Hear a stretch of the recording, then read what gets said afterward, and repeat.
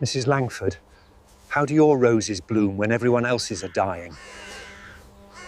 The voice came from over the low stone fence. His breath puffed small clouds in the crisp morning air.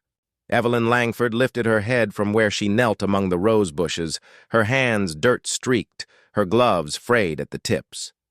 The soft breeze lifted a strand of gray hair from her cheek. "Because I talked to them," she said, brushing soil from her skirt. "They listen better than people do." The man laughed, a nervous little sound that didn't quite reach his eyes. "Then I'll have to start talking to mine, Mrs. Langford." He tipped his cap and rolled his bicycle forward. Glancing once more at the wild bloom of color behind her, Evelyn watched him go, her faint smile fading. When he disappeared down the narrow country lane, she looked back at her roses, crimson, thick-petaled, impossibly alive for late October. The rest of the valley had already surrendered to frost. Trees stood bare, the earth smelled of cold and rot. But her garden, tucked behind the gray stone mansion, pulsed with color, as if it had a heart of its own. No one really came here anymore. The Langford estate had lost its laughter the winter her husband died 5 years ago. Where once there were dinner parties, horses, and laughter echoing through marble halls, there was now only stillness, dust, and the whisper of memory. She had buried Thomas Langford in the churchyard overlooking the hill, the same week the first snow fell. Since then, she spoke to no one except the flowers. Every morning she rose before dawn, made her tea, and walked barefoot among the roses. Her neighbors whispered that she'd gone mad. The gardener she once employed had left, unable to bear her silence. Yet her roses never withered. They stood defiant against every storm, as if something unseen kept them alive. That morning, when the frost began to lift and the sunlight spilled across the wet grass, Evelyn noticed something unusual. One rose bush at the far corner near the old willow had grown higher than the others overnight. Its blossoms were blood-deep red, richer than any she'd seen before. She knelt beside it, her breath catching. The soil there looked softer, almost freshly turned. Her gloved fingers hovered over the earth, then drew back.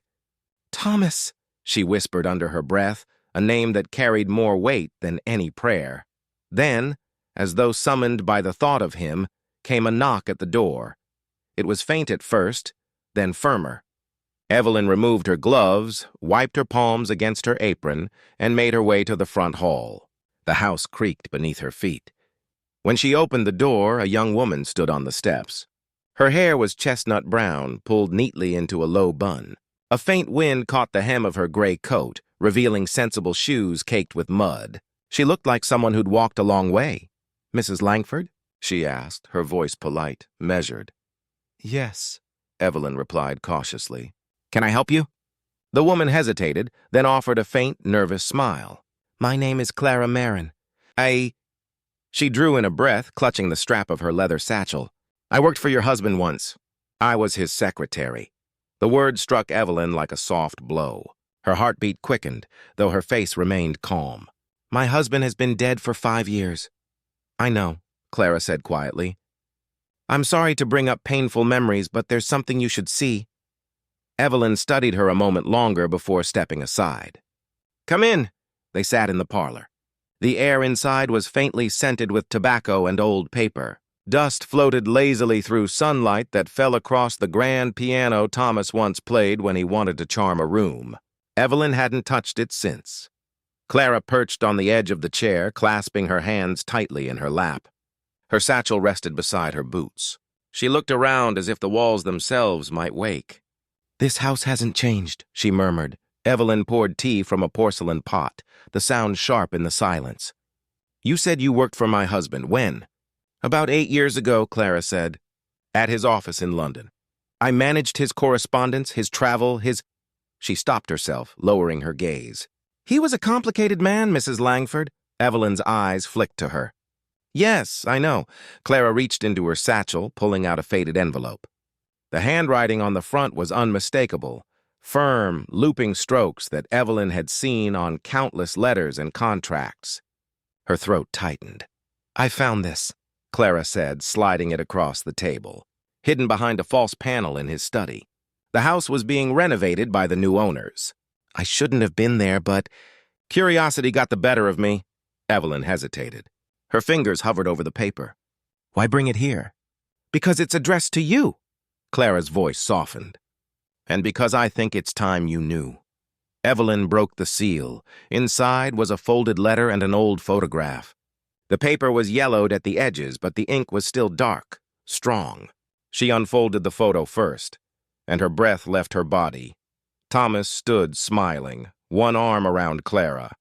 In her arms was a baby, dark curls, pale skin, Thomas's unmistakable hazel eyes. Evelyn's hands began to tremble. What is this? Clara's lips quivered. The truth. That's my son, Mrs. Langford. Thomas's son. For a long time, there was only the sound of the clock ticking on the mantel. Evelyn stared at the photo as though it might burn her fingers. She looked up, her voice thin. You're lying. I wish I were, Clara whispered. But I can't lie about him. He made me promise to keep it secret, to protect us both. He said the world wouldn't understand. Evelyn's hands tightened into fists. He promised me truth. And all this time, she stood abruptly, turning toward the window. The garden beyond shimmered under a veil of golden light. He left me with flowers, and you with his child. Clara's eyes welled. I didn't come for forgiveness. I came because there's something he left behind. Something in this house. Evelyn turned sharply. What do you mean? Clara swallowed. He told me once, just before he sent me away, that if anything happened to him, the truth would grow in your garden. I thought it was a metaphor, but now, after seeing your roses, after finding that letter, I think it's real. Evelyn dismissed Clara politely, though her mind was burning. She couldn't breathe until the door closed and the echo of the woman's footsteps faded down the path. The rest of the day passed like fog. She made tea, forgot to drink it. She watched the clock hands crawl toward midnight. She thought of Thomas, the charm in his voice, the way he'd say her name when he wanted something, the late nights he'd claimed to work but came home smelling of perfume she didn't own. Now it all made sense. When the house had gone still, she lit a single candle and stepped out into the night. The moon hung low and full. Silver light washed over the garden. The roses shimmered like blood in moonlight. She walked slowly, her slippered feet brushing against the damp grass. The earth near the willow seemed different tonight, raised slightly darker. Her heart pounded. The truth will grow in your garden, Clara had said. She knelt and began to dig with a small spade. The soil was soft, easy, too easy. Within minutes, the spade hit something hard, a dull, hollow sound. Evelyn brushed away the dirt, revealing the edge of a rusted tin box. Her hands trembled as she lifted it free and set it on the grass. The lid creaked open. Inside were folded papers tied with faded blue ribbon and a small locket. Her heart nearly stopped when she opened it. Inside was Thomas's face on one side, and on the other, the baby's. She sank back, breath catching in her throat. Beneath the papers, she found another envelope, her name written across it in Thomas's careful handwriting. Evelyn's hands shook as she unfolded it. My dearest Evelyn, if you are reading this, then my secrets have outlived me. You always said my roses grew from guilt. Perhaps you were right. I leave behind something the world must not take from you. Not my money, not my name. The truth, planted in your soil. It belongs to you alone. Forgive me if you can. The boy is innocent. You'll understand one day why I couldn't choose. I never meant for this to reach you this way. I only hoped you'd keep the garden alive, because it holds more than flowers. Her tears blurred the words. The wind rose suddenly, rattling the branches. The candle's flame flickered and went out, leaving her in pale moonlight. She pressed the letter against her chest. The earth smelled alive, almost breathing. Evelyn whispered through her tears. Thomas, what did you do? A whispering wind brushed through the garden, rustling the roses. Somewhere in that sound, she thought she heard his voice, low, regretful, familiar. It almost said her name. The next morning, the villagers saw her walking through town, pale and quiet, carrying a bundle wrapped in cloth. She stopped at the post office, then at the church. She didn't speak much, but the way she looked, haunted yet calm, made people step aside for her without asking questions. When she returned to her mansion, she went straight to the garden and began to replant the soil where she dug. But this time, she laid something small beneath it, something no one would ever know existed again. By evening, she sat by the window, staring out at the darkening sky. The roses stood perfectly still, as if keeping her secret. And for the first time in years, Evelyn Langford whispered a prayer, not for forgiveness, but for courage. Because she knew the truth she'd unearthed was only the beginning. "Mrs. Langford, are you all right? You look like you've seen a ghost." Evelyn blinked and turned toward the voice. It was Henry, the postman, standing by the gate again, his bicycle leaning against the stone fence. Morning sunlight cut through a veil of mist that hovered over the valley, painting everything in soft gold. The world looked peaceful, ordinary, and yet inside her, nothing was ordinary anymore. "I suppose," she said faintly, tightening the shawl around her shoulders. "Just tired, that's all." He nodded, glancing at the garden behind her. "I've never seen roses bloom so late. You must have a secret." His tone was teasing, innocent. Evelyn's lips curved into something that wasn't quite a smile. "Everyone has a secret, Henry. Some are just better at hiding them." He chuckled, not catching the weight in her words, and pedaled away. Evelyn watched until he vanished down the lane, leaving only the faint squeak of the bicycle chain behind him. Then she turned back to the garden, her garden, and the truth buried beneath it. All day her mind replayed Thomas's letter, the photograph, Clara's trembling confession. The words felt like ghosts whispering in her ears. "The truth will grow in your garden," he had said. And indeed it had. She sat at her writing desk that afternoon, staring at the open box she'd found. Inside were deeds, documents, and one letter sealed with an unfamiliar crest, the mark of a law firm in London. She hesitated only a moment before breaking the wax. It was addressed not to her, but to Clara Marin, dated 2 months before Thomas's death. "Miss Marin, per Mr. Langford's instructions, the estate transfer will remain confidential until further notice. Should anything happen to him, the legal guardianship of the child will revert to Mrs. Evelyn Langford. This condition must remain undisclosed. You are to inform no one. W.H. Forsyth, barrister of Chancery Court." Evelyn's hands trembled as she lowered the letter. Guardianship. Thomas had intended the child, his illegitimate son, to come to her. He had known she'd find out. The betrayal was unbearable. Yet there was something else beneath it. Confusion, disbelief, even compassion. Why her? Why trust the wife he deceived to raise the proof of his deceit? Outside, clouds gathered, dimming the afternoon light. Rain began to fall. Soft at first, then heavier. The kind of rain that washed the colors out of the sky.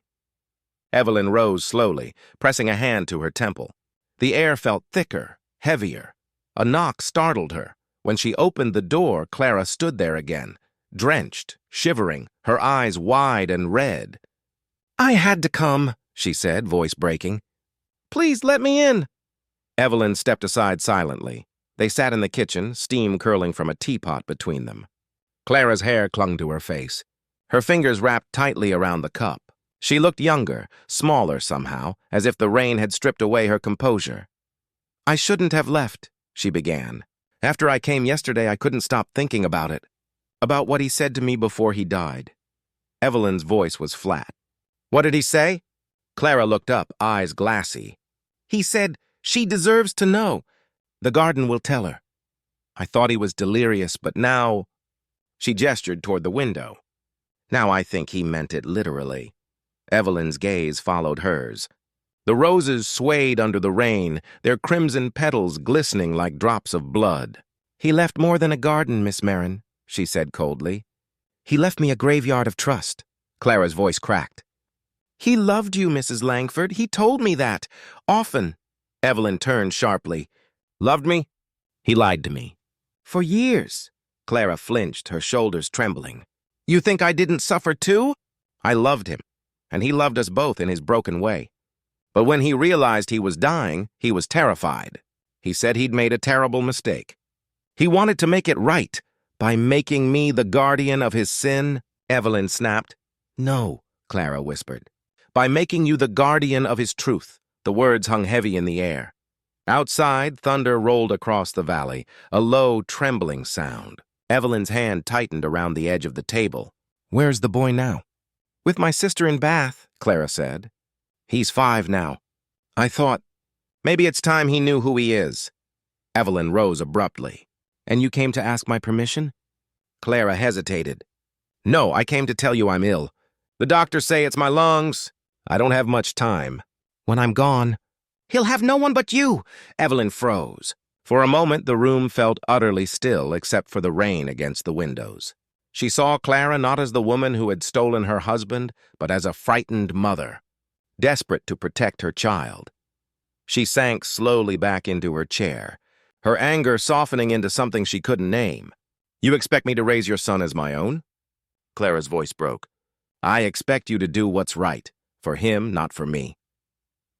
That night, after Clara left, Evelyn sat awake by the window, watching the storm fade into mist. The moon returned, veiled but bright. The roses shimmered silver in its glow, and she thought of Thomas again, his charm, his cruelty, his guilt. Somewhere inside her, the smallest seed of forgiveness began to stir. But fate has a way of testing even fragile forgiveness. 3 days later, Clara Marin was found dead, her body discovered in her small rented room near the train station. The official cause was pneumonia, but whispers spread quickly through the village. They said she'd been found clutching a photograph, the same one Evelyn had seen. When the news reached her, Evelyn felt something inside her shatter. She sat for a long time on the porch, her hands clasped, staring at nothing. Finally, she rose, went to the garden, and began to dig once again beneath the willow. This time, she buried the tin box, and with it, the letter, the photograph. "The locket, rest," she whispered to the earth. "All of you, rest." Weeks passed. The roses continued to bloom, though frost had begun to creep across the fields. Evelyn spent most of her time inside, reading, writing letters she never sent, and waiting for something she couldn't name. Then one morning, she received a letter. The handwriting was neat, unfamiliar, but the signature at the bottom made her breath hitch. W.H. Forsyth. It read, "Mrs. Langford, I regret to inform you that Miss Clara Marin's estate lists you as the guardian of her son Samuel. The boy will arrive under your care next week. Please confirm your acceptance immediately." W.H. Forsyth. Evelyn lowered the letter slowly. Her reflection in the window looked older, harder. But behind her eyes, something flickered, something alive. She wrote one line in reply, "Yes, he may come." The carriage arrived on a fog-laced morning. A young boy stepped down, curls the color of chestnuts, eyes wide, uncertain. He clutched a small suitcase and a wooden horse. Evelyn stood at the top of the steps, her hands clasped before her. For a moment, neither spoke. "Hello, Samuel," she said softly. He hesitated. "Are you Mrs. Langford?" "Yes." He nodded slowly, glancing around the grand ivy-draped mansion. "Mama said you have a big garden." Evelyn's heart clenched. "Yes," she whispered. "Would you like to see it?" He nodded again, and she led him through the hall, its walls lined with portraits, its silence filled with ghosts, and out to the garden that had started everything. When the boy saw the roses, his eyes lit up. "They smell like Mama," he said suddenly. Evelyn's breath caught. "She loved roses?" "She said they made her think of him," Samuel replied innocently, pointing toward the willow. "She told me that's where the truth sleeps." Evelyn froze. "What did you say?" He looked up at her, blinking. "She told me once when she was sick that when I missed her I should talk to the truth under the willow. That it listens." Evelyn's hands began to shake. She stared at the boy, then at the roses swaying gently in the breeze. Her voice was barely a whisper. "Your mother.